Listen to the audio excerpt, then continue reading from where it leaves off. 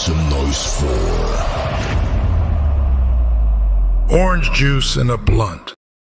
Whoreson, the story of a ghetto pimp.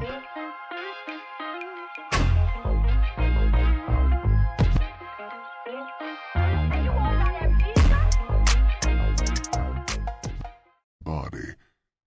She had the eyes of a woman who'd been hardened by life, yet she couldn't have been older than 18. "Everybody calls me Little Bit," she informed me. "So now, Whoreson, we know each other, don't we?" Her laughter was harsh, but pleasant at the same time. I remained silent and smiled at her knowingly. I knew she had used my name for the sole purpose of getting me to ask her how she found it out. I listened to her simple chatter.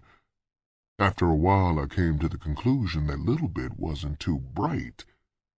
She talked constantly in an unceasing flow about various people in show business. It would have been impossible for her to have known all the entertainers she spoke of. After we had danced a few more times, Little Bit chose. I had copped a whore by the simple fact of being a good dancer, not because I'd brought some heavy game down to her or impressed her with how clever I was. She talked so fast that I hadn't been able to get my few words in. We left the restaurant and headed for my place. I was still trying to pimp from between my legs. Little Bit laid up with me till close to midnight before she got up and started to dress. She dressed slowly and ran her mouth constantly.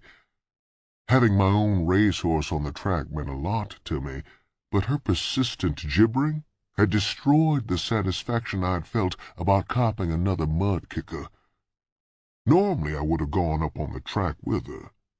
The main reason for doing this would have been to protect her from the man she had left, but Little Bit claimed she hadn't had any pimp. Common sense should have warned me. Most of the time, when you find a prostitute who doesn't have a man someplace, something is wrong somewhere. Being at that stage of life where impressing people meant so much, I laid back on the bed and imagined what the whores would be saying about my quick cop. When she returned at about 6 in the morning, she shook my shoulder and started chattering. I rolled over and mumbled for her to put the trap money on the dresser. Then I quickly covered my head up with the pillow and pretended to sleep. I lay there silently and listened to all the sounds of morning life, cars starting up to take men and women to the factories and shops. Finally Little Bit settled down, and soon the sound of her gentle snoring came regular to my ears. I drifted off again, and slept until the door next door, opening and closing, reawakened me. After lighting a cigarette, I got up and walked over to the dresser to find my trap money. If I hadn't been fully awake at first, I was now. I recounted the 6 crumpled $1 bills. In 2 giant steps, I was at the bed, jerking the covers back. I shook Little Bit until her eyes opened wide with fear. Holding the money under her nose, I slammed her back against the bed. "Wait, Daddy," she managed to say. "I didn't break luck till early this morning. You know you kept me in the bed till late. When I got up on the corner, there wasn't many tricks riding." Releasing my grip on her nightgown, I stepped back from the bed. She was awake now, and talking a mile a minute.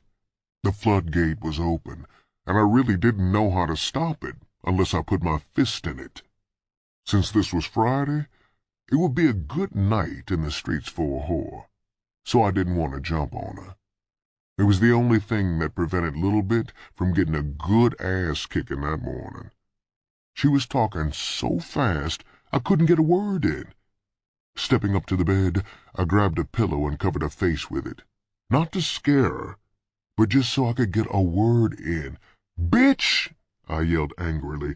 "I'd rather toss bricks at the penitentiary than allow a whore of mine to bring me short money." She was kicking so hard, I took the pillow from around her head. I didn't want to smother her. Had she realized that I lived by this code, she could have avoided a lot of future grief. All she had to do was gather her few belongings and leave. Even though I was still immature and too unseasoned to be a good pimp, I'd set certain standards, and any whore that chose me would have to live up to them. Soon as she caught her breath and figured I wouldn't kill her, she opened the floodgates again. I turned my back on her and slammed the door on my way out.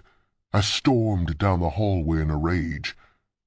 My pregnant neighbor was coming into the hotel when I crossed the lobby. She smiled brightly at me, but I frowned down so tough that her friendly greeting froze on her face.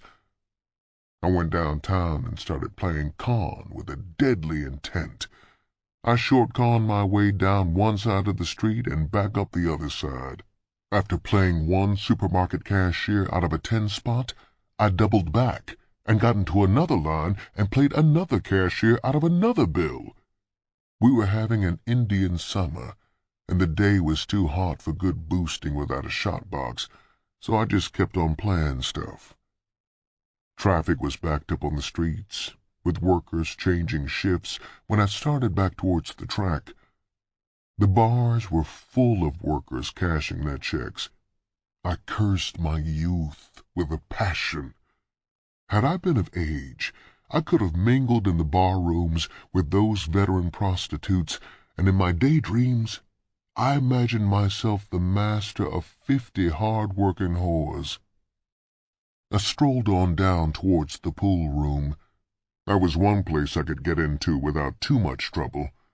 I could easily stand to lose $20 or more to improve my game. After all, I had close to $300 in my pocket.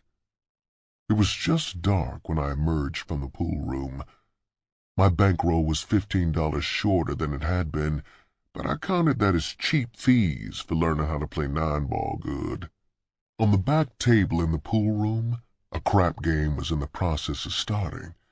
I knew that it would start off with small bets, but as the night advanced, it would gradually accelerate until most of the players were wagering the don't-go money. I stopped and peeped through the ding-dong window on my way home and spotted my paltry whore. She was in the middle of the restaurant floor doing a bump and grind. 2 prostitutes leaning on the front of the building watched me closely. I spoke to them and continued on down the street. Back at the hotel, I pulled my suitcase out and rumbled around until I found my bag of tea. Removing 3 pairs of white, green, and red dice from the bag, I tossed them on the bed while I put the suitcase back up. Returning to the crooked dice, I made a few practice knocks with a bust-ounce. I practiced switching the dice until my movement was so graceful I felt I could swindle the game without fear of being detected. I carried all 3 sets of dice with me, in case the houseman should change the color of the dice in the game. My nerves were tingling at the prospects of winning. I walked down the hallway with a light gait. "Whoreson?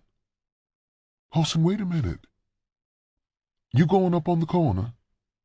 I turned to see my neighbor waddling down the hall towards me. Her belly was protruding in front of her so far that she seemed deformed. She was grinning at me as if I were the expectant father. There was something about her that I liked, so I returned her smile. Actually, I wasn't in any rush. I wanted the game to be going full blast whenever I got back to it. "Yeah, baby, I'm going up on the set." I took her arm and helped her down the stairs. "Big as your stomach is, honey, I'm kind of curious about what you gonna have. Bull or elephant?" She laughed and leaned on me. There was a gay sound, and I liked the huskiness in her voice. "I'm a big girl, Whoreson. Look at me. Can't you tell? Everything about me is big. I toss my hands in the air in mock alarm.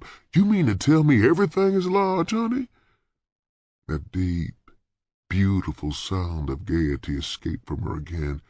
Yes, baby, she replied, smiling. Even that's getting large. But that's one problem I'll correct as soon as I...